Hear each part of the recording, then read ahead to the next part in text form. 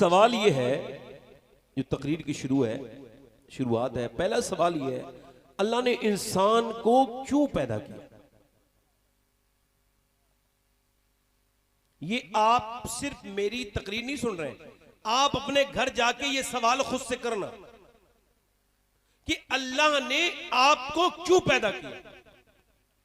क्योंकि इमाम मालिक फरमाते हैं इंसान दो बार पैदा होता है, एक बार तो मां के पेट से पैदा होता है और एक बार तब पैदा होता है जब वो ये समझ जाए कि अल्लाह ने उसे क्यों पैदा किया। सिर्फ कमाने के लिए तो गैर मुस्लिम काफिर भी कमाते हैं, सिर्फ खाने के लिए तो जानवर भी खाते हैं, सिर्फ सोने के लिए तो जानवर भी सोते हैं।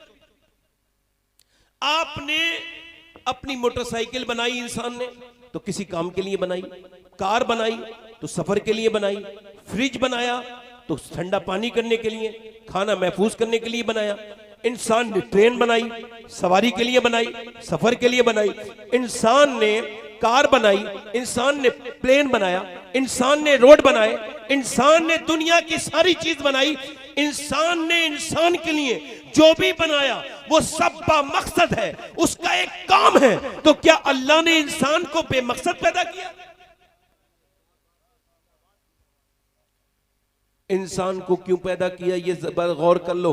इंसान को क्यों पैदा किया? तो अल्लाह फरमाता है मैंने इंसान को आजमाइश के लिए पैदा किया है, परखने के लिए।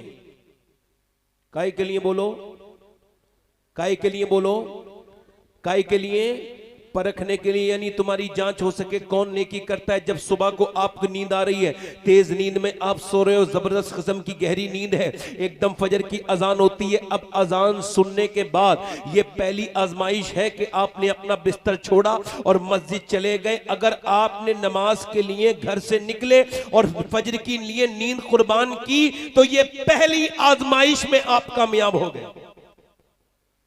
आप घर से निकले, कोई बेहया बेगैरत औरत जिस्म पे टाइट कपड़े में पहने हुए निकल रही थी। अब आपकी आंखों ने चाहा उसको देख ले, मगर दिल ने कहा, दिमाग ने कहा हराम है, नजर को बचा लो। तो अगर देख लिया तो फेल हो गए और अगर नहीं देखा तो आजमाइश में कामयाब हो गए। ठीक है, ये कमेटी वाले जो बिल्ला लगाए हुए लोग होते हैं, इनसे रोज जलसों में बड़ी तकलीफ होती है, क्योंकि ये दूसरों को बीच में बैठते हैं। एक तो इन्हें बैठना ही नहीं चाहिए, क्योंकि इन्हें काम रहता है तो बाहर ही रहें, दूर रहें जलसे से, ताकि ये आए जाए तो किसी को फर्क ना पड़े। समझ आ रही आपको? तो ये बिल्ला लगा के ये समझते हैं कि हमें कोई अथॉरिटी वथॉरिटी मिली हुई है, हम जब चाहेंगे उठ के चले जाएंगे। ऐसा कुछ नहीं है भाई, जिसे जाना हो बैठे ही नहीं। एक बार गौसुल आजम तकरीर कर रहे थे, कौन बोलो जल्दी बोलो, कौन कर रहे थे तकरीर? गौसुल आजम। एक चील ने आवाज करना शुरू कर दी, लोग डिस्टर्ब होने लगे, चील की तरफ देखने लगे। गौसुल आजम को इतना जलाल आया, आपने चील की तरफ देखा, दो टुकड़े होकर नीचे गिर गई, मर गई। आपने उसको बाद में तकरीर के उससे कहा अल्लाह के हुक्म से उठ जा, वो उठ गई। आपने फरमाया सुन, मेरा नाम अब्दुल कादिर है, आज के बाद इधर से उड़े तो आवाज करके मत उड़ना, साइलेंट मोड में उड़ना। इस बार जिंदा कर रहा हूं, अगली बार जिंदा नहीं करूंगा। ये कमाल खुदा न खास्ता मुझे हासिल हो गया होता तो ये रोज हादसे हो रहे होते। ये मैं छोड़ता नहीं लोगों को कि भाई तुम हुजूर की बात सुनने से तुम्हें मतलब नहीं, तुम ऐसे ही गधे की तरह उठे और चल दिए तुम। आपको पता है बेहतरीन चीज है गधा, गधे का जवाब नहीं, गधा बेहतरीन है, गधा बेहतरीन काम करता है। गधे की खासियत यह है कि कितना ही वजन रख दो चल देगा, हल्के हल्के चलेगा, मगर उसके अंदर एक खराबी है, कब उठ जाए कुछ नहीं पता। गधा है, इंसान सोच समझ के उठता है। अब चूंकि मुझे मालूम है आपको ट्रेन कैसे करना है, इस वजह से मैंने ये बात आपको सुना दी। माजरत के साथ बुरा मन मानिएगा मेरी बात का। मैं ये बता रहा हूं इंसान क्यों पैदा हुआ। एक इंसान उठ के चल दिया, यूं पैदा हुआ, हुजूर की बात हो रही हो तो उठ के चला जाए। खाने के लिए पीने के लिए उठ के जिंदगियां गुजर गई, बीत गई उम्रें, मगर इंसान यही ना समझ पाया कि अल्लाह ने उसको क्यों पैदा किया है। फजर की गई, जोहर की गई, मगरिब की गई, इशा की गई, और उधर क्या बात चल रही है, अल्लाह फिलिस्तीन के ऊपर रहम कर दे, फिलिस्तीन के ऊपर रहम कर दे। फिलिस्तीन ठीक है, आपके दिल में हो सकती है मोहब्बत हो, मैं उस मोहब्बत का इनकार नहीं कर रहा हूं, मगर फिलिस्तीन के लिए इतने परेशान हो। फिलिस्तीनियों ने तो जाने दे दी, अपनी जाने कुर्बान कर दी, मगर मस्जिद अक्सा नहीं छोड़ी, और तुम अपने मोहल्ले की मस्जिद में नहीं जा रहे हो। बोलो जरा बोलो। फलस्तीनियों के ऊपर पूरी दुनिया के 57 मुल्क में लोग यही कर रहे हैं। उन्होंने अभी कहा है कि कोई हमारे वजह से सोशल मीडिया पे तुम फुटबॉल मत खेलो, हमारी खबरें एक दूसरे को मत तुम ट्रांसफर करो कि फिलिस्तीनी ये है, फिलिस्तीनी वो है, फिलिस्तीन मारे गए। फिलिस्तीनियों ने कहा है और पूरी दुनिया के मुसलमानों, हम तुम्हारे मोहताज नहीं है, अल्लाह के मोहताज है। 57 मुल्क चुप है, खामोश है, मगर वो दुनिया को 57 मुल्कों को भी और पूरी दुनिया को फिलिस्तीनी ये बता रहे हैं कि जब इंसान अल्लाह से डरता है तो दुनिया की किसी ताकत से नहीं डरता। कहने नारे तकबीर, नारे रिसालत। बोलो किसी ताकत से।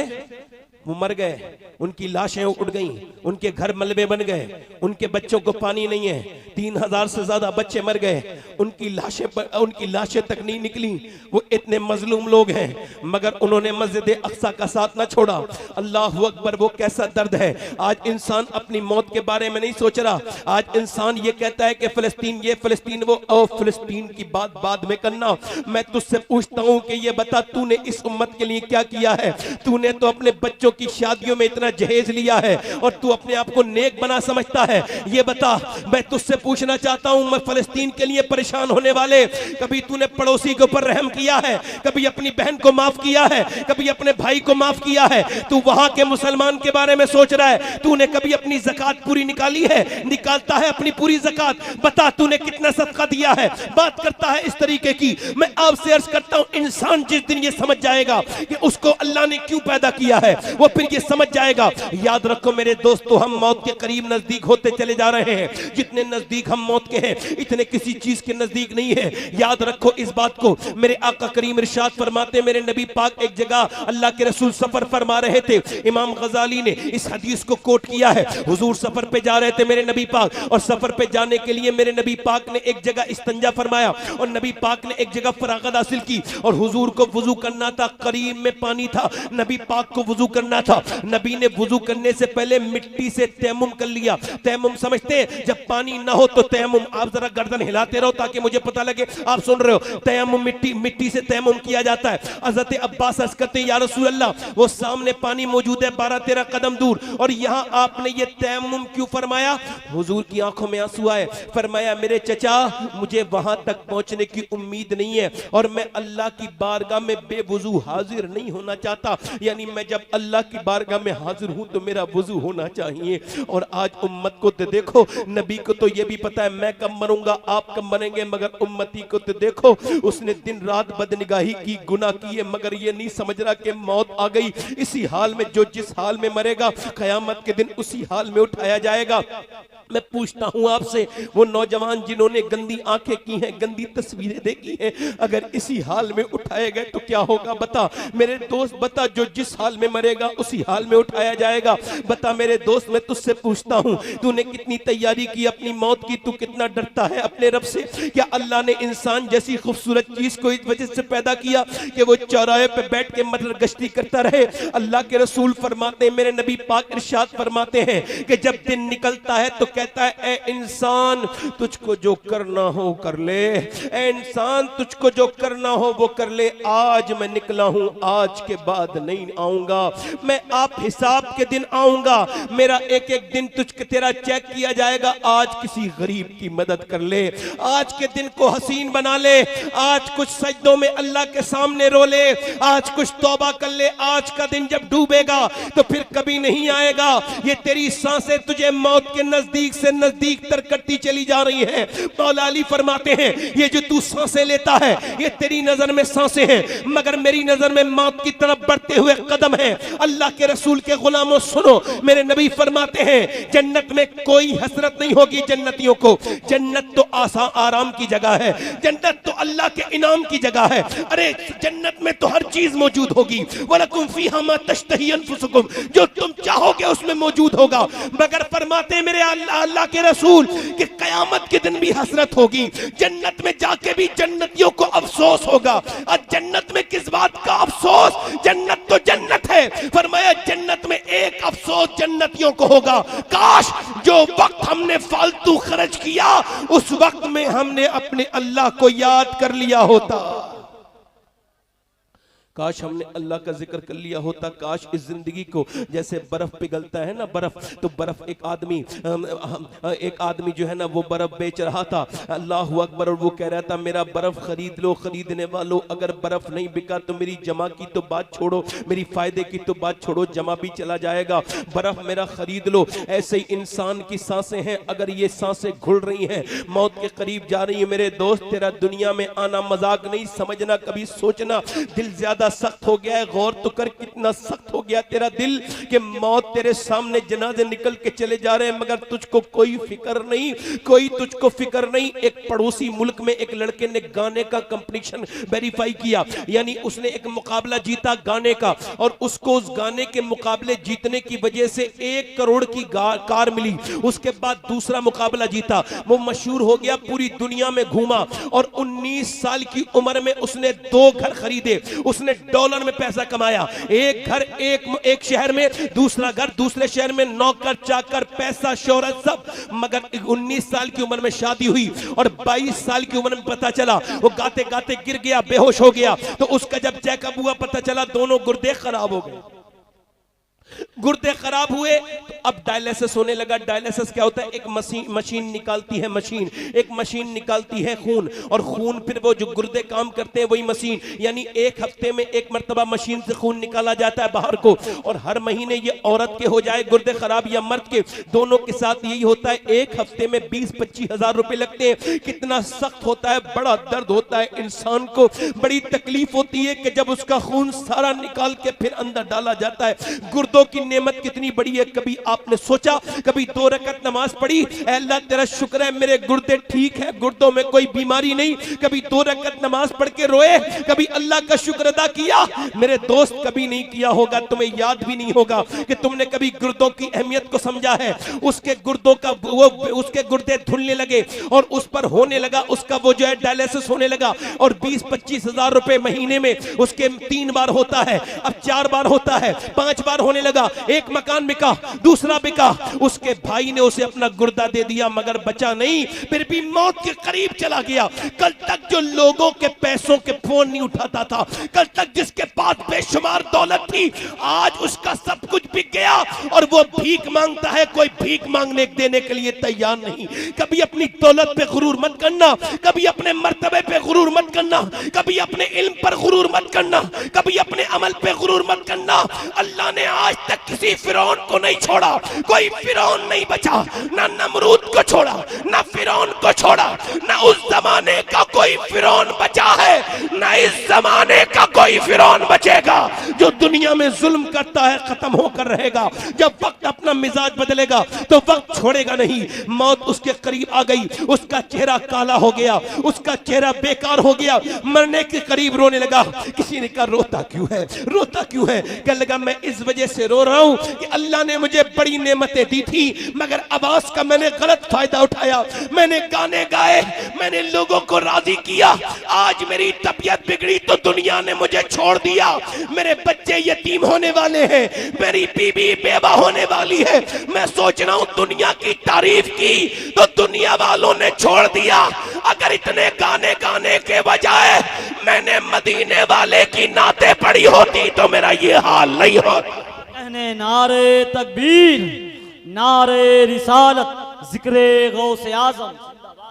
मेरा ये हाल, बोलो मेरा ये हाल। कश्मीर से एक टेलीफोन आया मेरे पास, कहने लगे आपकी तारीफ चाहिए। मैं कहा मेरे पास तारीख खाली नहीं। कहने लगे सैयद साहब ये जो तारीख आपकी चाह रहे हैं ये कैंसर है और आखिरी बार आपकी तकरीर सुनना चाहते हैं। मैं गया, उसका नाम मोहम्मद सलीम था। क्या नाम था बोलो, क्या नाम था? मोहम्मद सलीम। हजरत सैयद अनस मियां साहब क़िबला तशरीफ। नारे तकबीर, नारे रिसालत, मसलके आला हजरत हुजूर सैयदी सरकार अनस मियां साहिब क़िबला, हुजूर पीरे तरीकत। नारे तकबीर, नारे रिसालत। बैठ जाएं हजरत, अपनी अपनी जगह पे आप लोग बैठ जाएं, उलमा किराम इस्तकबाल कर लेंगे हजरत का। बैठ जाएं बराए मेहरबानी।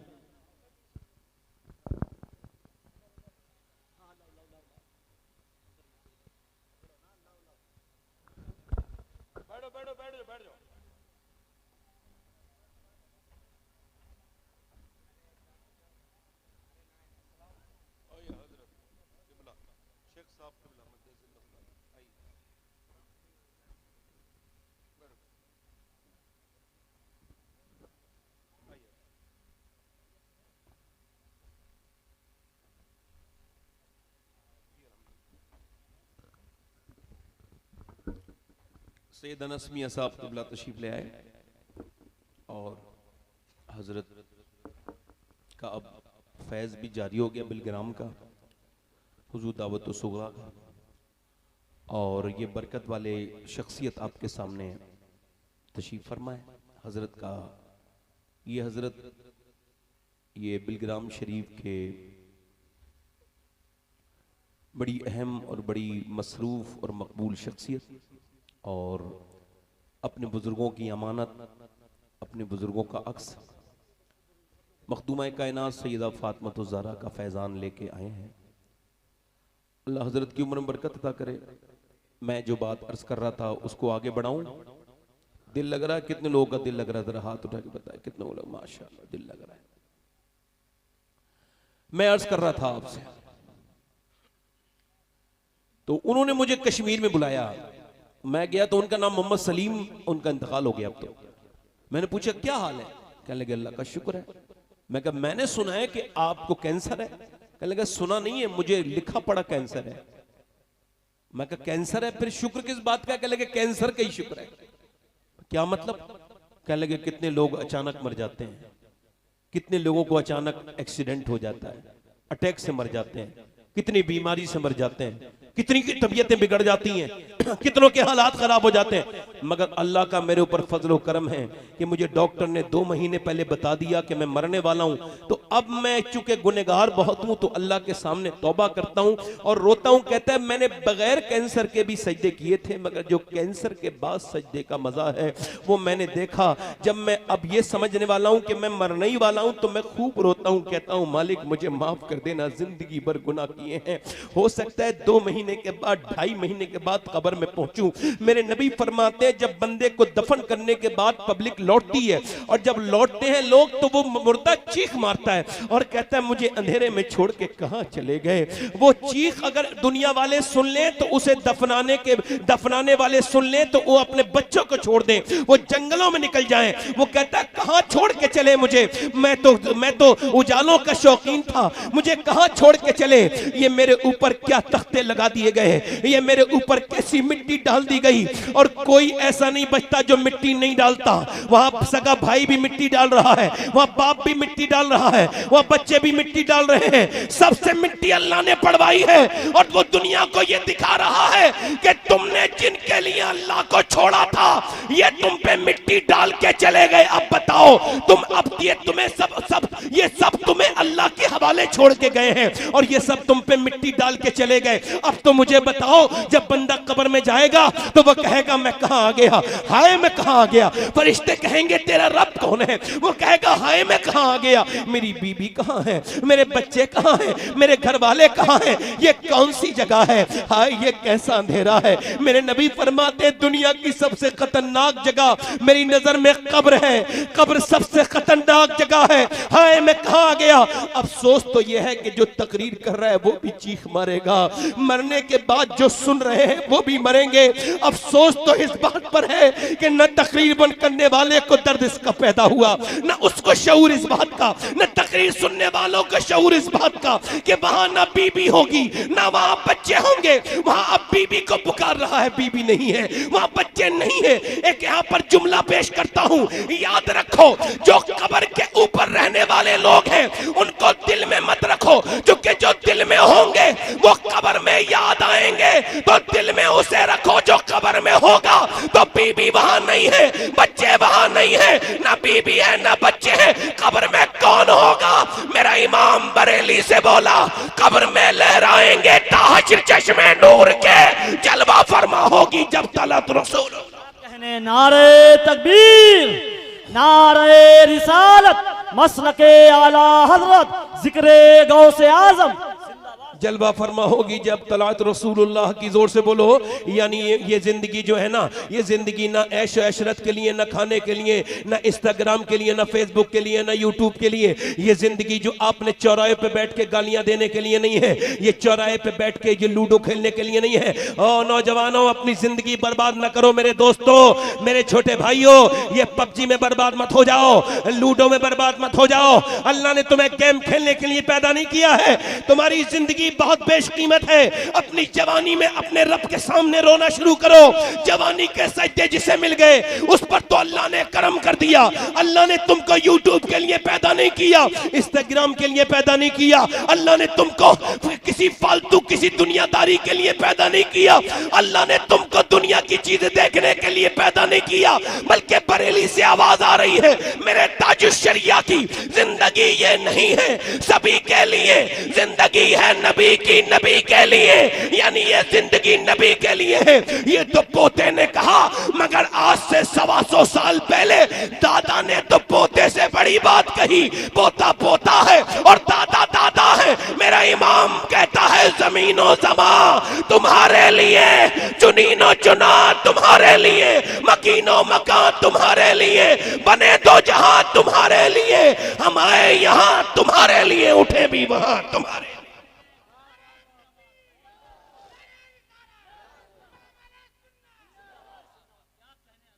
दिल लगा के बोलो क्यों है जिंदगी, चाहे उठते बैठते तुम नबी का जिक्र करते रहो। और नबी को अगर छोड़ोगे तो हुजूर सल्लल्लाहु अलैहि वसल्लम की शरीयत का कुछ नहीं बिगड़ेगा, मगर शरीयत को छोड़ोगे तो आपका बिगड़ेगा, दीन को छोड़ोगे तो आपका और बिगड़ ही गया। बचाई क्या है? बचाई क्या है?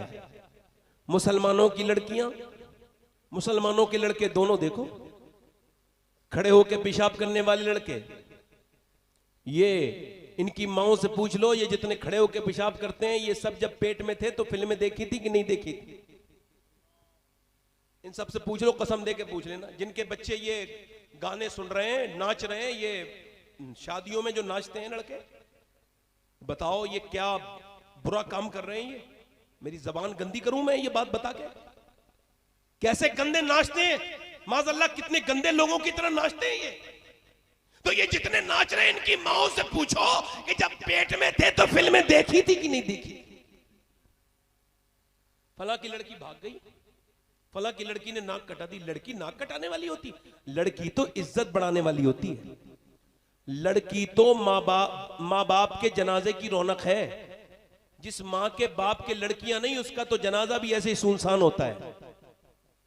लड़कियां तो मोहब्बत वाली हैं, प्यारी होती हैं, मगर बिगाड़ता तो इंसान ही है ना उन्हें।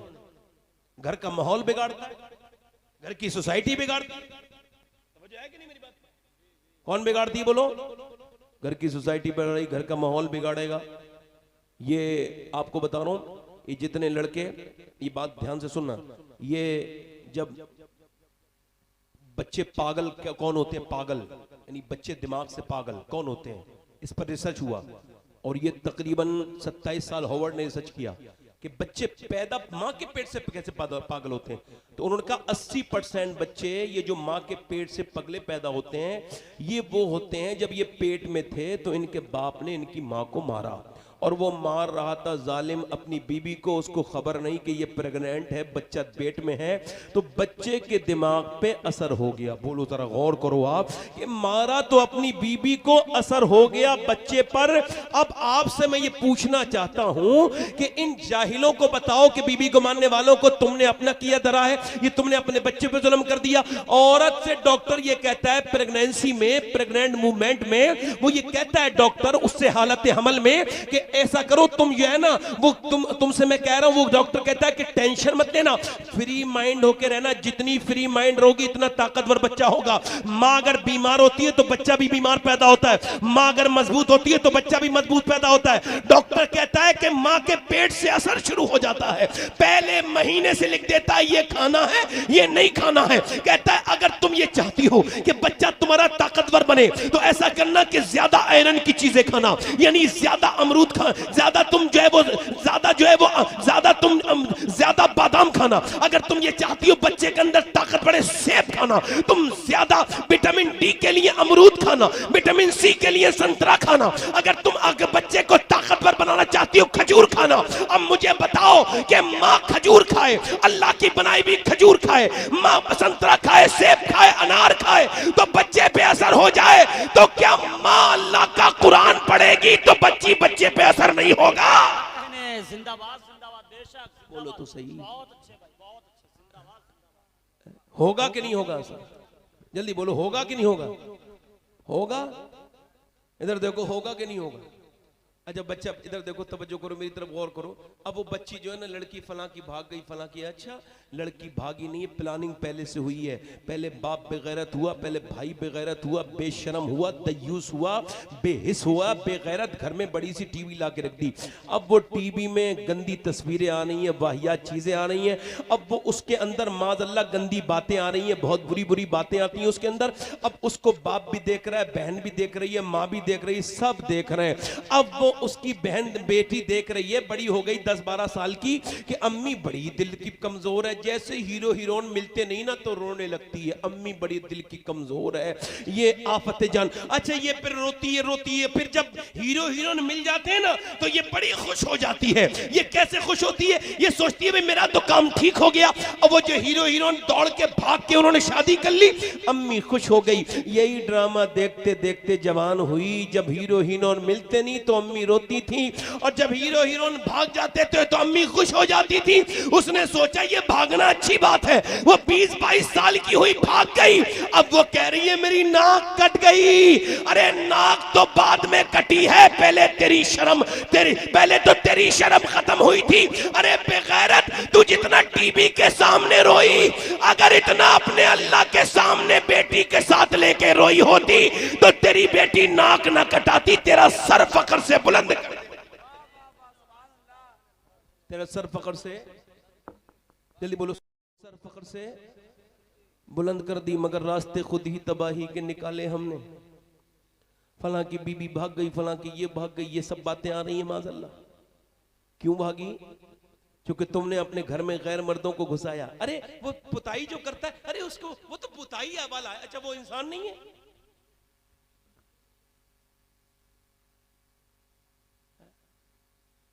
वो बिजली सही करने वाला है, अरे वो तो बिजली सही करने वाला। अच्छा वो इंसान नहीं, उससे पर्दा नहीं? अरे वो दूध देने वाला ही तो है, अरे दूध देने वाला इंसान नहीं?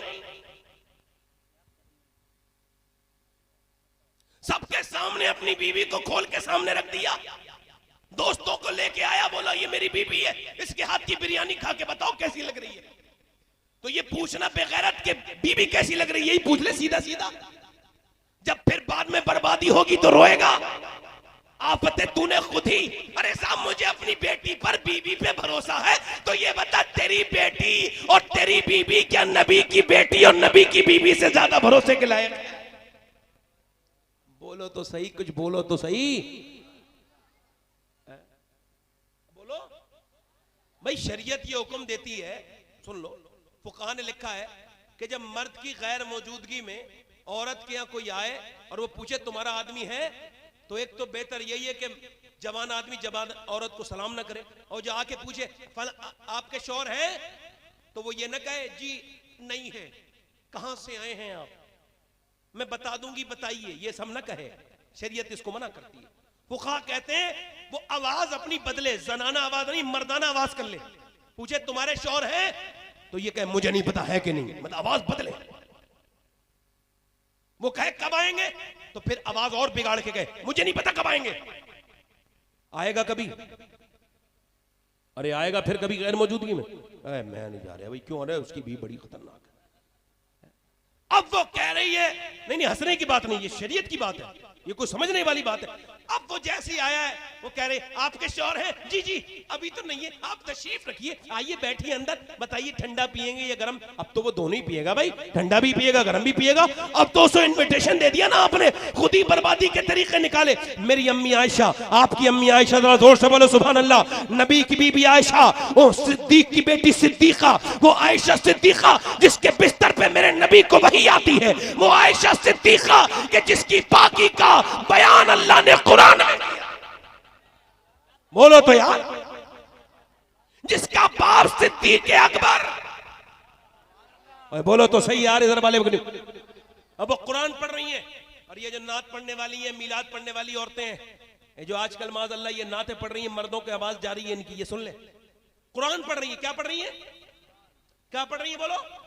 ये जो आजकल यूट्यूब पे लड़कियां आ रही हैं, नात पढ़ रही हैं, नात, ये बेशरम बेगैरत बेहया, मेकअप करके, और उसमें लिखा होता है कि मर्द अगर आए तो उनके लिए पर्दे का इंतजाम है, और ये औरतों के लिए प्रोग्राम हो रहा है। और औरतों के लिए औरतों के जलसे सुनेंगे मर्द माशाल्लाह। मेरी अम्मी आयशा कुरान पढ़ रही है मदीने में, जरा जोर से बोलो सुभान अल्लाह। कुरान कौन पढ़ रहा है? जिसके शोहर पे कुरान नाजिल हुआ है, जरा जोर से तो बोलो यार। कुरान पढ़ रही है, कुरान पढ़ते पढ़ते आवाज मस्जिद में चली गई, हुजूर ने पत्थर उठाया और सुराख में लगाया आवाज जहां से आ रही थी। अंदर गए, फरमाया आयशा इतनी आवाज से कुरान न पढ़ो कि आवाज बाहर जाए। सुनने वाली सब उनकी औलादें हैं, वो उम्मुल मोमिनीन हैं और सब सुनने वाले सिहाबी हैं और पढ़ा जाने वाली किताब कुरान है। पढ़ने वाली नबी की बीबी अम्मी आयशा है और जहां पढ़ रही है वो दुनिया की सबसे अफजल जगह मस्जिद नबवी है। फिर भी नबी को गवारा नहीं कि मेरी बीबी की आवाज बाहर जाए, तो फिर तेरी बीबी की औकात क्या है भाई?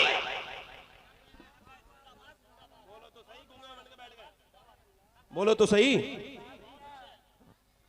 है। अब वो बाद में बर्बादी हो गई तो अब सोच रहे हैं ये क्या हो गया वो क्या हो गया। रास्ते तो खुद ही तबाही के निकाले। तुम्हारी दोस्ती थोड़ी, तुम्हारी दोस्ती थी तुम्हारी बहन की थोड़ी थी जो अपनी बहन से बातचीत करा दी।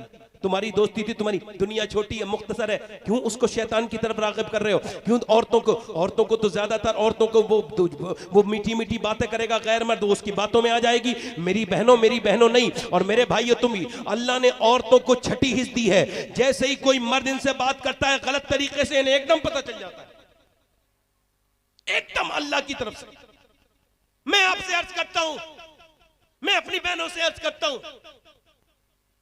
कि अगर ये अपने यहां पर तब्दीली लेकर के नहीं आएंगी। अच्छा देखो, इकबाल कहता है, समझो करना, हमारे घर कितने अच्छे हैं, बड़े अच्छे। आजकल घर देखो कितने खूबसूरत घर बना रहे हैं हम लोग। अपने गांव में जाके देखना, एक दूसरे की बहस पे बनता है। कुछ लोग तो ऐसे रहते बंबई में है, रहते गुजरात में है और गांव में घर बहुत बड़ा बनाते हैं। क्यों? अरे वो जो पता चलना चाहिए चौधरी साहब का घर है, चाहे वो बंबई में नौकरी कर रहे हो, यहां उसको अपनी इज्जत बड़ी बनानी। घर बड़े खूबसूरत, मगर बनाओ कोई बुराई नहीं, बनाओ घर। मगर डॉक्टर इकबाल कहता है कितने ही खूबसूरत घर बना लो, कितने ही अच्छे डेकोरेशन करवा लो, कैसे ही मुज़य्यन, कैसे ही आरास्ता करवा लो, मगर तुम्हारा घर बर्बाद होने से नहीं बच सकता जब तक तुम्हारे घर में नबी की बेटी फातिमा की बातें नहीं होंगी। जल्दी बोलो, नबी की बेटी सैयदा की बातें। एक आदमी को मैंने कुछ दिनों पहले टोका था, 10 साल पहले एक लड़की को मैंने टोका था। मैंने कहा था कि साहब वो आपकी जो बहन है ना, वो जीन्स की पैंट पहन रही है, 10 साल की हो गई, इसको समझाओ। तो उसने कहा मौलाना तो मेरी बहन के बारे में ना बोलो, नाराज हो गया मुझसे। अब ये जो 8 साल की 5 साल की लड़कियों को, छोटे बच्चों को पहनाती है, हुजूर अम्मी आयशा फरमाती है एक औरत ने मर्दाना सिर्फ जूते पहन लिए, हुजूर ने उस पर लानत फरमाई। मर्दों के लिबास पहनने वाली औरतों पे लानत। अब जिन्होंने पहनाया उन पे लानत। मैंने उनसे कहा अपनी बहन को समझाइए, आप अपनी बहन को बताइए। कहने लगे साहब मुझे अपनी बहन पे भरोसा है और तो आप मेरी बहन के बारे में नहीं बोल सकते। और आज 10 साल पहले की बात है, इस वक्त वो बहन उसकी एक गैर मुस्लिम के घर में है। फला की लड़की ने दीन छोड़ दिया, फला वो दीनदार थी नहीं, बोलो, वरना दीनदार तो जान छोड़ दे, दीन ना छोड़े। जल्दी बोलो। अरे दीन की तो उसे हवा नहीं लगी, वो तो किसी बेगैरत बाप की बेगैरत लड़की है, किसी बेगैरत माँ की बेगैरत लड़की होगी जो गैर मुस्लिम के घर में चली गई। गैरतमंद नहीं जाती, दीन को छोड़ेंगी कभी भी नहीं। इकबाल कहता है यूरोप में एक भी मुसलमान नहीं था। एक औरत थी अंग्रेज, उसको नबी की बेटी के बारे में कोई किताब मिल गई, उसने उसको अंग्रेजी तर्जमे की किताब थी, पढ़ने लगी। पढ़ते पढ़ते इतना प्यार हो गया नबी से, नबी की बेटी से, कि वो मुसलमान हो गई। और सिर्फ अकेली मुसलमान नहीं हुई, चुपके उसने 700 औरतों को मुसलमान कर लिया। जरा जोर से बोलो कितनी औरतों को? 700। यूरोप में जो इस्लाम है उसी औरत की वजह से वो शुरुआत है इस्लाम की। वो कहता है कि इकबाल उसे पकड़ लिया अंग्रेजों ने, और उस जमाने में आज से सैकड़ों साल पहले उसको पकड़ के ना उसको कुएं की तरफ लेके गए, बोले तुझे इसके अंदर डाल देंगे। अंदर बिच्छू थे, सांप थे, बड़े बड़े मोटे बिच्छू। उसने कहा बोल इस्लाम छोड़ेगी इसके अंदर डाले? वो बोली देखो मुझे एक रात की मोहलत दे दो। अंग्रेज खुश हो गए, रात की मोहलत मांग रही है, अब तो ये मानी जाएगी, हमारी भी जान छूटेगी, हमारी औरतें भी हमारे वापस ईसाई बन जाएंगी। उसने कहा ठीक है, एक रात दे दी। सुबह को जब गए तो बोले चलो। कहा कहां चलो? इस्लाम छोड़ेगी? कहा नहीं नहीं मुझे कुएं में डालो। कहा कुएं में डालो? तूने रात क्यों ली थी? दीन छोड़ने के लिए नहीं? कहा नहीं नहीं, मैंने तो अपने रब की आखिरी इबादत करने के लिए ली थी कि मैं अपने रब की बारगाह में आखिरी इबादत कर लूं। उसने कहा मैं औरत जात हूं, मैंने पूरी रात दुआ मांगी है मालिक, जब मेरी जान जा रही हो, जब मुझे सांप बिच्छू काट रहे हो, जब मुझे डसे तो मेरी चीखें ना निकले, वरना कोई क्या कहेगा। जान भी दे रही है तो रो रो के दे रही है। ए अल्लाह मुझे हिम्मत देना, डालो मुझे इसके अंदर। वो अंग्रेज बोले हम तुझे नहीं डालते, ऐसा कर तू हमें कलमा पढ़ा के मुसलमान कर दे। अरे जब यूरोप की ताहिरा की हिम्मत का यह आलम है तो फिर करबला की ज़ैनब की हिम्मत का आलम क्या होगा? नारे तकबीर, हाथों को उठाए, नारे रिसालत, मसलके आला हजरत, महफिले गौसे आजम। जोर से तो बोलो यार। ये ज़ैनब कौन है? जरा जोर से तो बोलो, कौन है ज़ैनब? जरा जोर से तो बोलो, ज़ैनब कौन है? या मियाँ लोग कहते हैं ना नानी, नानी को देखो। किसको देखो? बोलो नानी को देखो। रिश्ता करो तो ये बुजुर्ग बैठे, इनसे पूछ लो। अब तो नहीं, अब तो खैर कोई रिश्तेदारी ऐसी हो रही है, कहीं का कहीं, किसी का कोई, किसी का कपड़ा कोई सा पैमत, किसी का कुछ नहीं पता, कपड़ा जौन सा हो उसी का पैमत अच्छा लगता है। मगर अब कोई भी कपड़ा कोई भी पैमत चल रहा है आजकल, तो वैसे ही हो गया, सब खत्म, गढ़ हो गया, सब कुछ मिल गया, मिक्सिंग हो गई। पहले लोग देखते थे नानी तक, और नानी तक देखते थे तो फायदे में थे।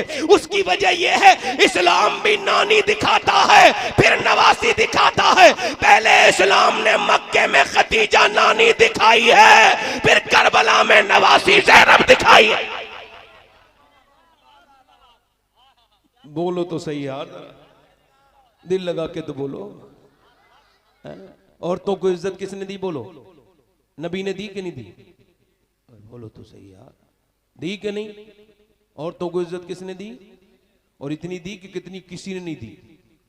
लोग अपनी बहनों, अपनी बीबी, अपनी माओ को मरने के बाद बेच के आके पैसे आपस में बांट लेते थे, मगर मेरे नबी ने फरमाया मां के पैरों के नीचे जन्नत है। जोर से तो बोलो यार, है? पैरों के नीचे जन्नत है।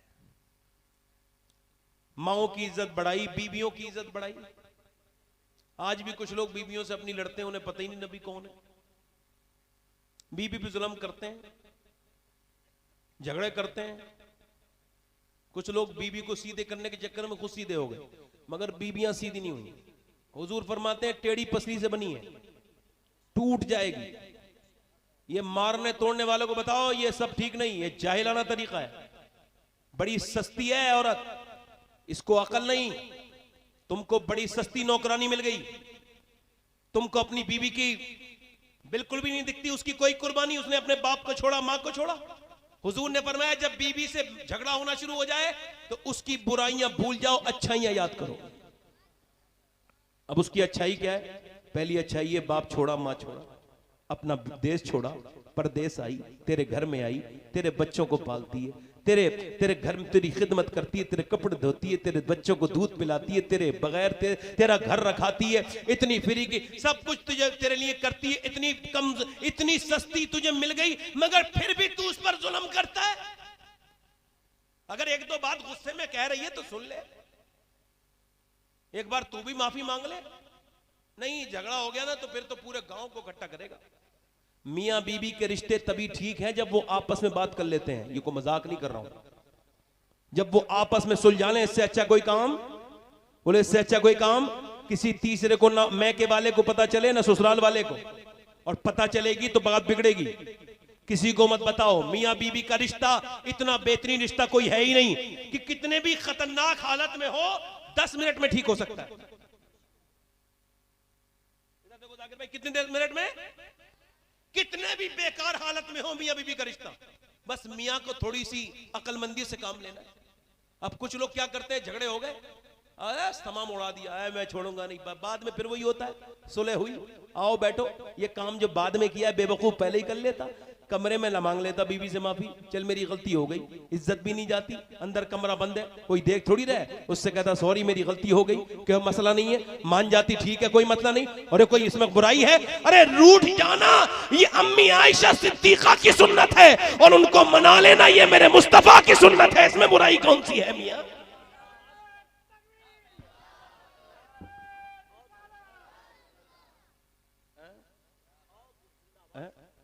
अब मैं ये अर्ज करता हूं, मेरी बहनों को इज्जत किसने दी बोलो? मगर मेरी बहन हुजूर को ही भूल गई, सरकार को ही भूल गई, मेरे नबी को। अब शादियां होती है तो देखते नहीं आप, जो औरत कभी बेहया ना हुई हो वो शादी वाले दिन हो जाएगी। मेकअप करके हमारी शादियों वाले दिन पता चलता है कि हम कितने नेक हैं। मेकअप करके चल रही होगी, माज अल्लाह बरहना।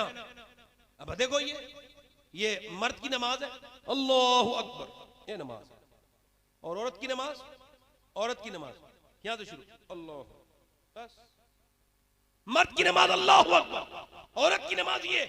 नमाज एक ही रब की, इबादत एक ही रब की, तरीके अलग अलग। अल्लाह जानता है कि मर्द के जिस्म की बनावट और है, औरत के जिस्म की बनावट और है, इसलिए औरत मर्द का तरीका अलग कर दिया कि नमाज में भी ये बेपर्दा ना हो, इसलिए औरत का तरीका और है, मर्द का तरीका और है। अभी ये जाकिर इस्माइली साहब अगर अपनी बीबी को लेकर के जो है वो हरम शरीफ गए हैं, इन्होंने जाकर के वहां उम्रा करना शुरू किया है। इन्होंने तवाफ करने के बाद सफा मरवा पे गए, इन्ना सफा वल मरवा मिन शाइरिल्लाह, सफा मरवा अल्लाह की निशानी है। ये जैसी दौड़ना शुरू हुए, इनकी बीबी भी दौड़ना शुरू हुई। उन्होंने कहा तुम नहीं दौड़ोगी, यहाँ तुम्हें नहीं दौड़ना है। वो कह लगी खातून इब्राहिम दौड़ी थी, हजरत हाजरा दौड़ी थी, मुझे क्यों नहीं दौड़ने दे रहे हो? ये कहेंगे तुम नहीं दौड़ोगी। कहा क्यों? कहा तुम दौड़ोगी तुम्हारी बेपर्दगी हो जाएगी। औरत को यहाँ दौड़ना मना है, अल्लाह ने औरत को पर्दे के लिए वहां भी दौड़ने से मना कर दिया। हज औरत का हज और है, मर्द का हज और। बोलो तो सही यार, बोलो तो सही। औरत का हज, मर्द का हज, औरत का हज और मर्द का हज और। अच्छा देखो, मर्द मरा तो 3 कपड़े, औरत मरी तो 5 कपड़े। मर्द का कफन और औरत का कफन और। क्यों? इस वजह से कि इसकी बेपर्दगी ना हो, इसका जिस्म ना पता चले कितना मोटा है कितना पतला है। समझ रहे हो बात को? नहीं, किसी को इसकी जिस्म की जो है वो जिस्म की इसको जो है ना पता ना चले, हैयत ना पता चले कितनी मोटी कितनी पतली है। मगर मैं पूछता हूं आपसे, ये आदि आस्तीन के कपड़े हराम, सख्त हराम। हुजूर फरमाते हैं आखिरी जमाने में औरतें कपड़े पहनने के बावजूद बरहना होंगी, यानी बगैर कपड़े के नजर आएंगी। अपने घर में अपनी बेटी अपनी बहन को देखो कि वो फिटिंग के लिबास पहन रही है, उससे हाथ जोड़ के कहो ये हराम है। हिम्मत करो तभी मुआशरा बदलेगा। मैं अपने घर में करूं, आप अपने घर में करो। कहो अपनी बेटियों से, कहो अपनी बहनों से जिनकी पहनती हो ऐसे कपड़े, उनको समझाओ कि ये तुम्हारे लिए गलत है। अल्लाह के रसूल की बेटी सैयदा तैयबा ताहिरा आबिदा जाहिदा मौला कायनात मौला अली फरमाते मेरी शादी हुई, मेरी बीबी फातिमा मेरे पास घर में, कहते मेरे कमरे में, मैं उन्हें देख के रोया। उन्होंने कहा आप रोते क्यों हैं? आपको मेरे साथ शादी हुई है, आज शादी का दिन है, आज रोते क्यों हैं? कहने लगे मैं आपके सबर पर और हुजूर की तरबियत पर रो रहा हूं और उस पर रश कर रहा हूं। और क्या क्या मतलब अली? कहने लगे कितनी भी गरीब की लड़की की शादी हो, 2-3 जोड़ी कपड़े पहन लेती है लड़की दुल्हन बनने वाली, मगर मैं देख रहा हूं कि फातिमा तुम आप जिस कपड़े में दुल्हन बन के आई हो, जिस चादर को आपने दुल्हन बनते वक्त ओढ़ा है उसमें 17 पैमद हैं, मगर आपके चेहरे पे कोई शिकन नहीं है। नबी की बेटी ने सर उठाया और कहा मेरे सरताज, मेरे अब्बा ने फरमाया कि अल्लाह अच्छे कपड़े पहनने से राजी नहीं होता, अल्लाह तो पर्दा करने से, अल्लाह तो तकवा इख्तियार करने से राजी होता है।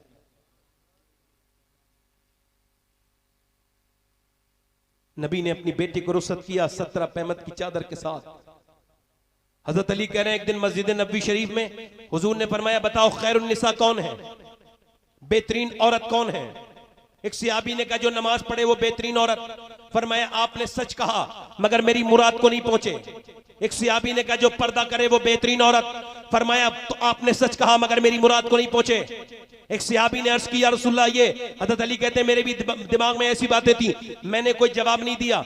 मेरा घर हुजूर की मस्जिद में दरवाजा खुलता था। कहते हैं मैं अपने दरवाजे में गया अपनी बीबी फातिमा के पास, वो कोई काम कर रही थी। मैंने पूछा फातिमा खैरुन निसा कौन है बताइए। तो उन्होंने कहा आप बाबुल इल्म है, आप बताएं कौन है। कहा नहीं आप सैयदतुन निसा है, आप सैयदा आलम है, आप बताएं कौन बेहतरीन औरत है। तो सैयदा ने मुस्कुरा के कहा मेरे अब्बा से अर्ज करना बेहतरीन औरत वो है, खैरुन निसा वो है, ना कोई गैर मर्द उसको देखे, ना वो किसी गैर मर्द को देखे, ना गैर मर्द उसको देखे, ना वो किसी गैर मर्द को देखे। हजरत अली कहते हैं वो महफिल हुजूर की लग रही थी, मैं गया, मैंने कहा हुजूर अली अर्ज करे मैं अर्ज करूं। पर मैं बोलो अली। अर्ज की या रसूल अल्लाह खैरुन निसा वो है ना जिसे कोई गैर मर्द देखे, ना वो किसी गैर मर्द को देखे। नबी ने फरमाया अली बात तेरी बिल्कुल ठीक है मगर ये बात तेरी नहीं मेरी बेटी फातिमा की बात है। मेरी बेटी मेरी बेटी मेरी बेटी मेरी बेटी हुजूर की बेटी दुनिया से जा रही हैं। अल्लाह के रसूल की बेटी आज जा रही हैं, 26-27 साल की उम्र है। किस वजह से जा रही हैं? अपने अब्बा का गम बर्दाश्त न कर पाई, कोई बीमारी नहीं। सैयदा फातिमा 26-27 साल की उम्र में गई हैं। इस दर्द को एहसास किया कभी आपने? जिसके बच्चे हसन हो, जिसका बच्चा हुसैन हो, जिसका शौहर अली हो, वो फिर भी मदीना छोड़ के जा रही है। क्यों? क्योंकि उसके अब्बा उसको नजर नहीं आ रहे। अपने अब्बा से इतनी मोहब्बत। बताओ जिसके बच्चे हसन हुसैन और जैनब और जिसका शौहर अली हो वो दुनिया में जिएगी नहीं। मगर नहीं नहीं, फातिमा से हसन सैयदा खातून जन्नत को इमाम हसन से ज्यादा, इमाम हुसैन से ज्यादा, मौला अली से ज्यादा अपने अब्बा से प्यार है। हजरत अली से फरमाती थी ऐ अली बताओ आपके दिल ने कैसे गवारा कर लिया मेरे अब्बा को आप मिट्टी में छुपा के आ गए। आपके दिल ने कैसे गवारा कर लिया 6 महीने तक नबी की बेटी मुस्कुराई नहीं। आज दुनिया से जा रही है, सारा काम धंधा कर लिया, सारा काम कर दिया, कपड़े धो दिए। हजरत अली से कहा मैं दुनिया से जा रही हूँ, मेरे बाद दूसरा निकाह कर लेना मगर मेरे हसन हुसैन का ख्याल रखना, मैं दुनिया से जा रही हूँ। उसके बाद नबी की बेटी रोई। अस्मा कहती है मैंने कहा फातिमा रोती क्यों है ऐ नबी की बेटी? कह लगी मुझे किस बात का, मौत का डर है? कहा नहीं नहीं, जीते जी तो मैंने पर्दा किया है मगर जब जनाजे को लेके लोग चलते हैं तो मैयत हिलती है, और जब मैयत हिलती है तो कांधा है, जब बदलते हैं तो मैयत हिलती है, तो पता चल जाता है मैयत कितनी मोटी है कितनी पतली है। मैं सोच रही हूँ जीते जी तो मैंने पर्दा कर लिया, इंतकाल के बाद जब जनाजा निकले तो किसी को ये न पता चल जाए मोहम्मद की बेटी फातिमा कितनी मोटी है कितनी पतली है। इसी वजह से रो रही हूँ जिसका आंचल न देखा मोह मेहर ने, उस हृदय नज़ाहत पे लाखों सलाम। सैयदा ज़हरा तैयबा ताहिरा जाने अहमद की राहत पे लाखों सलाम। जब नबी की बेटी दुनिया से गई है, जिस चादर में ओढ़ते वक्त इंतकाल हुआ है उसमें 70 पैमद लगे हुए हैं। हजरत अली ने हाथ देखे हैं तो हाथों में जख्म है। अल्लाह अकबर, चक्की चला चला के गई है, अपने कुएं से पानी भर भर के गई है, मगर दुनिया से जाते वक्त दुनिया के लिए जैसे ही सैयदा कायनात सैयदा फातिमा ज़हरा क़यामत का दिन भी होगा। ओ मेरे दोस्तों याद रखना क़यामत का दिन होगा, नबी की बेटी भी होंगी और तुम्हारी बेटियां तुम्हारी बहनें भी होंगी। वो नबी की बेटी पूछेंगी जरूर ये दुनिया में तुमने अल्लाह को भुला दिया था, तुम नमाजें नहीं पढ़ती थी, पर्दा नहीं करती थी, अब बताओ क़यामत के दिन वो बंबई की औरतें तुम्हारे लिए आ रही हैं तुम्हें बख्शवाने के लिए, वो तो सब जहन्नम में चली गई बदतमीज औरतें। सुनो क़यामत के दिन अगर कोई काम आएगी और किसी की सरकार चलेगी तो किसी और की सरकार नहीं, फातिमा बिन्ते मोहम्मद की सरकार चलेगी। अल्लाह फरमाएगा क़यामत के दिन ए मैशर वालों अपनी गर्दनों को झुका लो। अब अहले मैशर गर्दन झुकाएंगे, सारे गर्दन झुकाएंगे और नबी की बेटी जन्नत में जाएगी 70,000 हूरों के झुरमुट में, 70,000 हूरों के झुरमुट में। अल्लाह फरमाएगा फातिमा, उसकी रहमतें कहेंगी ये फातिमा दुनिया में पर्दा करना तेरा काम था और क़यामत में तेरा पर्दा कराना तेरे रब का काम है। नारे तकबीर, नारे रिसालत, अज़मते मखदूमे कायनात। तुम भी होगे और मैं भी होऊंगा और वो नबी की बेटी भी होगी और पूछेंगी एक एक औरत से। फरमाती है सैयदा फातिमा जो पर्दा नहीं करेगी मैं मुंह फेर लूंगी क़यामत के दिन उससे। हुजूर फरमाते मेरे आका अल्लाह फरमाता है जब मैं किसी पे लानत भेजता हूं मेरे महबूब तो 7 नस्लों तक असर रहता है। कितनी नस्लों तक? कितनी नस्लों तक? अब 7 नस्लों तक असर। जिसके यहाँ लानत, जिसके यहाँ बेपर्दा औरत, उसके यहाँ 7 नस्लों तक असर। अर्ज की मेरे नबी पाक ने, ऐ मेरे रब ये बता, ये अर्ज की मेरे रब ये बता, मेरे परवरदिगार ये बता कि जब तू लानत भेजे तो 7 नस्लों तक असर, और जब तू रहमत भेजे अल्लाह ने फरमाया महबूब लानत की तो हद है मगर मेरी रहमतों की कोई हद नहीं है। मैं रहमत तो भेजता हूं फातिमा पर, तो कोई उसका बच्चा हसन बनता है, कोई उसका बच्चा हुसैन बनता है, कोई ज़ैनुल आबिदीन बन के चमका, कोई बाखर बन के चमका, कोई इमाम जाफर सादिक बन के चमका, कोई अली रजा बना, कोई नकी बना, कोई जब्बार तकी बना, कोई हसन अस्करी बना, कोई बगदाद में अब्दुल कादिर जिलानी बन के चमक रहा है, तो कोई अजमेर में मोइनुद्दीन चिश्ती बन के चमक रहा है, तो कुछ में मखदूम अशरफ बन के चमक रहा है, तो कोई बिलगिराम में दावत तो सुगरा बन के चमक रहा है। चमक खत्म नहीं हुई, चमक तुझसे पाते हैं सब जाने वाले, मेरा दिल भी चमका दे चमका। सैयदा कायनात से ज्यादा किसी की औलाद बुलंद नहीं। बताओ सब वली किसके बेटे? बोलो। वारिस पाक किसकी औलाद? जल्दी बोलो। सैयदा, जल्दी बोलो ना, किसकी? सैयदा फातिमा की। सैयद किसकी औलाद है? सब सैयद किसकी औलाद है? बोलो किसकी औलाद है? कयामत के दिन कहां बचेंगे वो लोग? किसके दामन में जाएंगे? जिनकी जबानें पैरों पे लटक रही हैं वो कहां जाएंगे? कौन बचाएगा उन्हें? किसके दामन में छुपेंगे? सब दामन तो सैयदा फातिमा के ही हैं। जोर से बोलो। अब मैं अपनी बहनों के सामने आखिरी बात यही अपनी बहनों से अर्ज करता हूं, दुनिया छोटी है, आखिरत बड़ी है, आपकी मर्जी है, आखिरत संभाल लो या दुनिया संभाल लो। आखिरी बात ये कर रहा हूं, हजरत सैयद अनस मियां साहब क़िबला मद्दज़िल्लहुल आली बहुत बड़े इंसान हैं, नेक इंसान हैं और बड़े बुजुर्ग हैं। अल्लाह, मैं देख रहा हूं, मेरी आंखें देख रही हैं, मुस्तकबिल बड़ा रोशन है। हजरत की मौजूदगी में एक बात और अर्ज करूंगा, देखो मौत आने वाली है, तौबा कर लो, बस तौबा कर लो, और किसी को नहीं बताना है तौबा करके, बस अपने रब को, उसके सामने तौबा कर। देखो मौत जब आएगी ना अमीर को छोड़े, ना गरीब को छोड़े, ना बादशाह को छोड़े, ना फकीर को छोड़े, मौत सबको आके रहेगी। मौत छोड़ेगी नहीं, ना बादशाहों को छोड़ेगी, ना फकीर को छोड़ेगी। मैंने अपने सामने अपने बाप को दफन होते देखा, मैंने अपने ताया को अपने हाथ से कब्र में उतारा, मैंने अपने रिश्तेदारों को मरते हुए देख लिया। मैं रोज मौत देख रहा हूं, शोर मचता हुए जनाजे में देखता हूं, उठते हुए जनाजे, और फिर वापस आते हुए लोग और खाना खाते हुए लोग भी देखता हूं। सब खाना खा लेते हैं, वो मैयत दफन होती है, बस पकड़ पकड़ के खाना खिलाते हैं, ओए तुम भी खा लो, ओए तुम भी खा लो, तुम भी खा लो, चलो जो मर गया मर गया, अब तुम भी खा लो। इसका मकसद तो समझो, इसका मतलब तो समझो, जिसके घर में से लाश निकली हो उसको भी खाना लोग खिला देते हैं। सब भूल जाते हैं, कोई किसी को याद नहीं करता, कोई पलट के नहीं आता, कोई कब्र नहीं देखता। जब बारिश होती है अपनी छतों को सब चेक करते हैं, मगर बाप की कब्र को जाके कोई चेक नहीं करता, भाई की कब्र को। ये दुनिया है, कब तक इससे कब तक दिल लगाओगे? बोलो। एक आदमी की रीढ़ की हड्डी टूट गई बरेली में, जवान आदमी था, बहुत कमाता था, बहुत कमाता था, मगर सारा कुछ इसी पे लग गया, सारा कुछ खत्म हो गया। ये कमाने वाले भी सुन लें, ध्यान दे लें मेरी तरफ, गौर कर लें।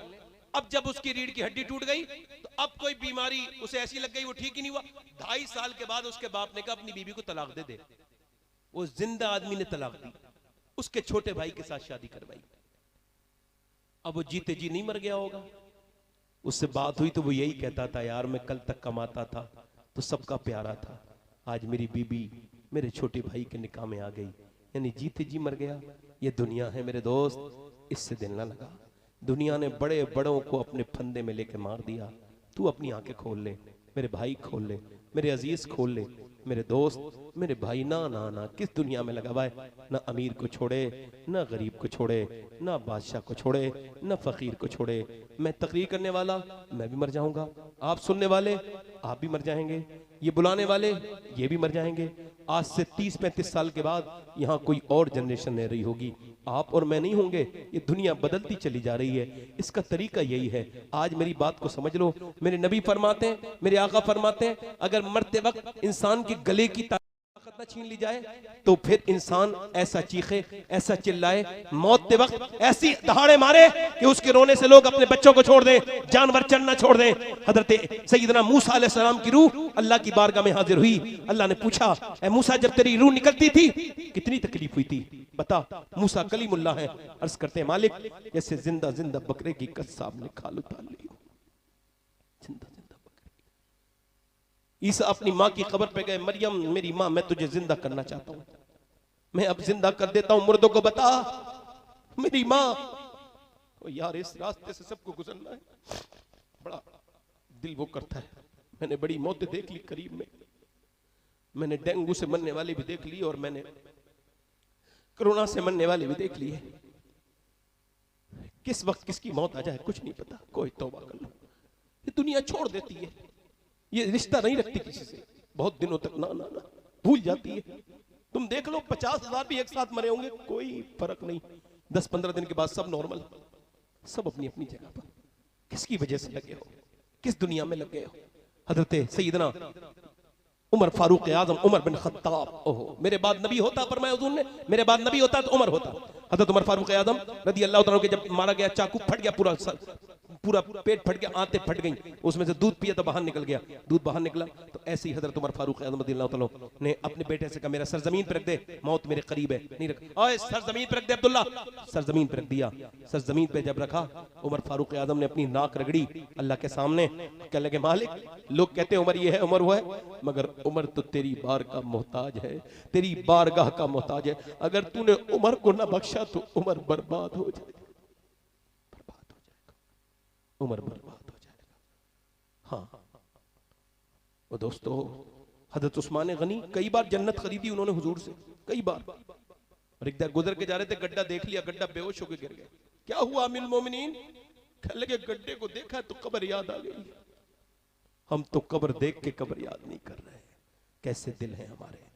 ओए मेरे दोस्तों, मेरे भाइयों, अपने माँ बाप को मना लो, इन बूढ़े लोगों से दुआएं ले लो, ये जो सफेद दाढ़ी वाले हैं इनसे अपनी आखिरत के लिए दुआ करवा लो, अपनी माओ को राजी कर लो, अपने भाइयों को राजी कर लो। दुनिया मुख्तसर है।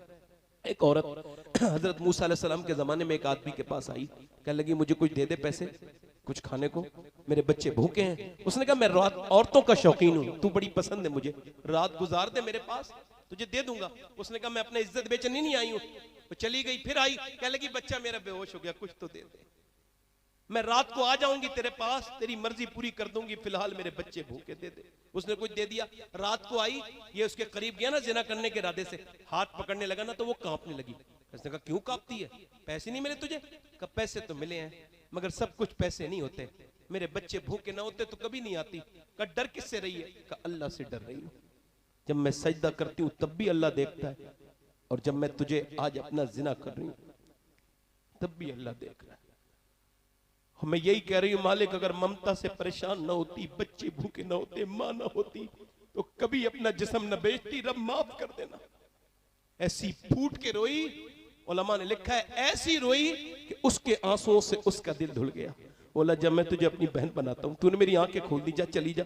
वो तो चली गई, ये रात भर रोता रहा, मालिक मैं डकैत हूं, इज्जतें लूटी मैंने, पूरी जिंदगी हो गई और मैं इज्जतें लूटता रहा। और वो जो है ना सो गया, सुबह को उसके दरवाजे पे दस्तगोई देखा तो मूसा अलैहिस्सलाम खड़े थे। कहने लगे आप कौन? का मैं मूसा अल्लाह का नबी। तेरा नाम क्या है? का मेरा ये नाम है।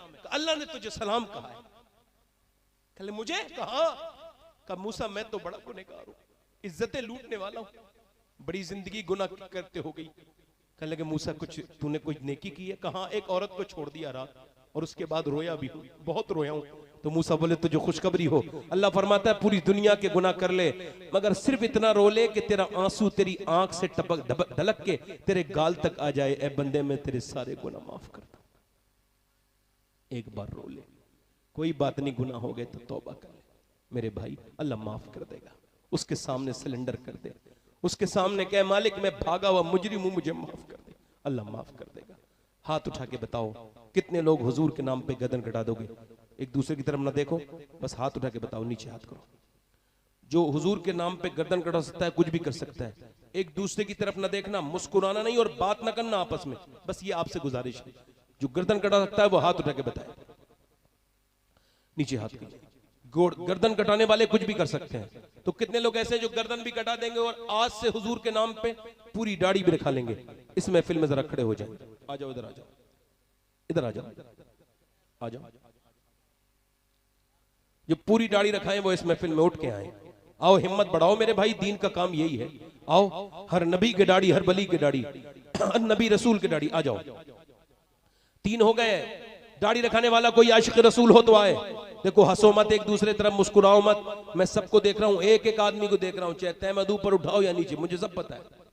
समझ आ रही नहीं आ रही? चौथा कोई आशिक रसूल है जिसके दाढ़ी कटी हुई हो या मुड़ी हुई हो? आपके चचा है, पूरी दाढ़ी है आपके, वो आए भाईजान आ गए माशाल्लाह, वो आए। सुभान अल्लाह। आ जाओ।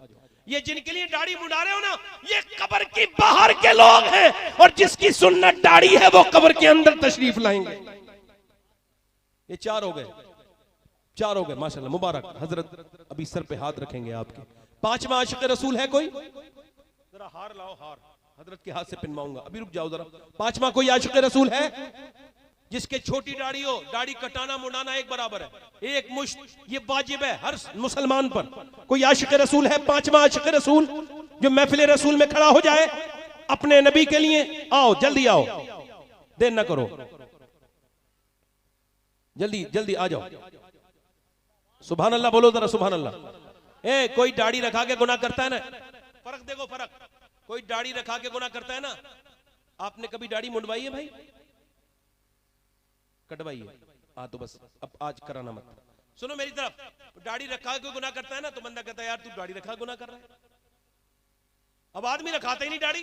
ओए यार तू बगैर दाढ़ी के पता नहीं किधर का है, मगर जब तू दाढ़ी रखा लेता है तो लोग कहते हैं अरे तू तो मोहम्मद का गुलाम है, तू गुनाह क्यों कर रहा है? दाढ़ी शारे इस्लाम है, इस्लाम की पहचान है। कोई है कोई छठा आशिक रसूल गरीब नवाज की छठी वाला जो खड़ा हो जाए इस महफिल रसूल में? और फिर सैयद अनस मियां साहब, आले रसूल के हाथ से हाथ डलवाऊंगा गले में, ये तौबा करने वाले का इनाम मिलेगा दुनिया में। है कोई और आशिक रसूल इस मजलिस रसूल में, महफिल रसूल में? 5 तो हो गए। अगर आप न मुस्कुराते ना तो बल्ला दिल में आ जाती बात, मगर मुस्कुरा के चूंकि बात खत्म ही हो जाती। आ जाओ आ जाओ माशाअल्लाह। आप क्या समझते हो मैंने कोई मजाक की है? जब देखना मैं मरूंगा और आप मरोगे तो मेरी बातें सच होंगी। जब मैं मरूंगा हश्र के दिन होगा ये मालूम कि जीता कौन और हारा कौन। पता चलेगा कौन किसकी बातों को मानता था, कौन डॉक्टरों से डरता था, अल्लाह से नहीं डरता था। डॉक्टर लिख के दे दे तू बचेगा नहीं तो रोना शुरू कर देता है, और अल्लाह ने कुरान में फरमा दिया कुल्लु नफ्सिन ज़ाइक़तुल मौत, हर नफ्स को मौत बचेगा कब? ये हो गया माशाल्लाह। कितने हो गए ये? 6। कोई 1-2 आशिक रसूल और है? कोई पीछे से मेरा दोस्त मेरा भाई? आओ आओ माशाल्लाह, जरा जोर से बोलो सुभान अल्लाह। 3 उठ के आए, मैंने 1 मांगा, गौस पाक ने 4 भेज दिए। सुभान अल्लाह। आ जाओ आ जाओ। अरे सुभान अल्लाह, दोस्त को अपने साथ लेके आए, वही तो दोस्त है जो अकेला जन्नत में भी ना जाए। आ जाओ आ जाओ माशाल्लाह। 1 2 3 4 5 6 7, 2 और आ गए। कितने हो गए? अब इमाम हुसैन की 10वीं कौन करेगा? देखो वो 10वां कौन है? हुसैन का मानने वाला, शहीद करबला की 10वीं करने वाला। है कोई आशिक रसूल?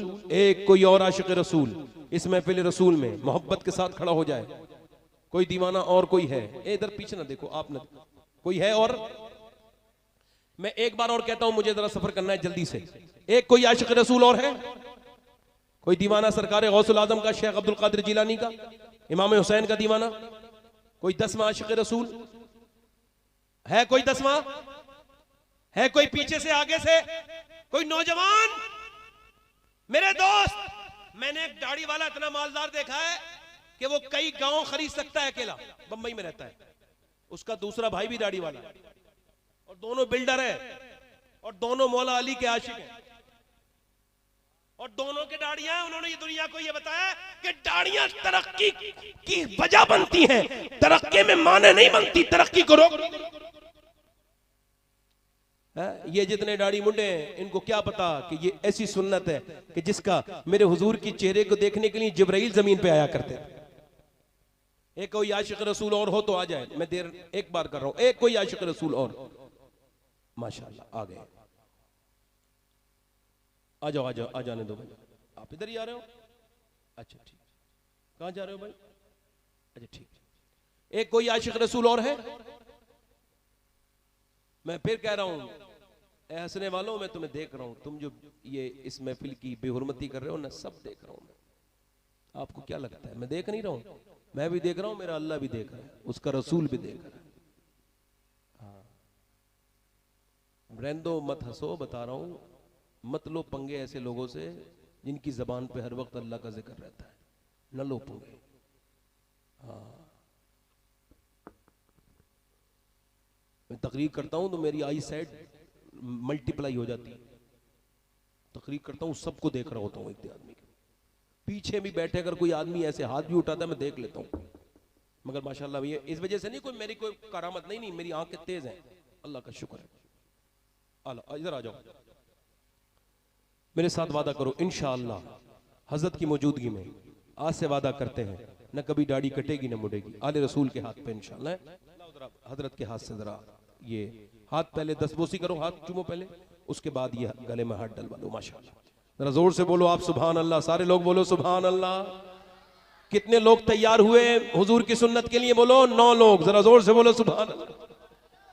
वो माशाअल्लाह, हमारी बहनें बेटियां ये दाढ़ी से मोहब्बत करा करें, दाढ़ी वालों से तो अल्लाह मोहब्बत करता है, जरा जोर से तो बोलो सुभान अल्लाह। माशाअल्लाह, मुबारक है। आ जाओ आ जाओ आ जाओ आ जाओ भाई, आ जाओ। हुजूर की आंखों की ठंडक क्या है? सारे मुसलमान सबको पता है, जल्दी बताओ क्या है हुजूर की आंखों की ठंडक?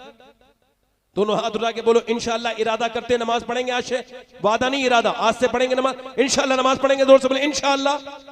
अपनी बहन बेटी को पर्दे के लिए कहेंगे इंशाअल्लाह, मसलके आला हदरत पे सख्ती से कायम रहेंगे इंशाअल्लाह, और मसलके आला हदरत के खिलाफ कोई भी हो, कहीं का भी हो, चाहे छोटा पीर हो चाहे बड़ा पीर हो, आला हजरत के मसलक से हटे तो उससे हट जाओ, क्योंकि वो तुम्हारा अकीदा खराब कर देगा। आला हजरत के मसलके आला हजरत पे कायम रहो, जिंदगी दी गई है इसी के लिए। ये खानवादा सलामत रहे, ये आप सलामत रहें, अल्लाह आपको खूब बरकतें दे, बरकतें अता करे, बार बार मदीना दिखाए, अल्लाह आपको सबको खुश रखे। आपने मेरी तकरीर सुनी, आपका बहुत शुक्रिया, अल्लाह आप पर फजल करे, मेहरबानी करे। कोई मेरी बात बुरी लगी हो तो देखो माफ कर देना, मेरी कोई नियत कहने में बुरी बात नहीं, अगर कोई लग गई हो तो यही खत्म करके चले जाना, और खत्म नहीं करोगे तो गुनहगार आप होगे, क्योंकि मैं अपनी तरफ से अपनी बात कर चुका। अल्लाह आप सबको सलामत रखे, बाकरामत रखे। अस्तगफिरुल्लाह रब्बी मिन कुल्ली ज़म्बिन व अतूबु इलैह।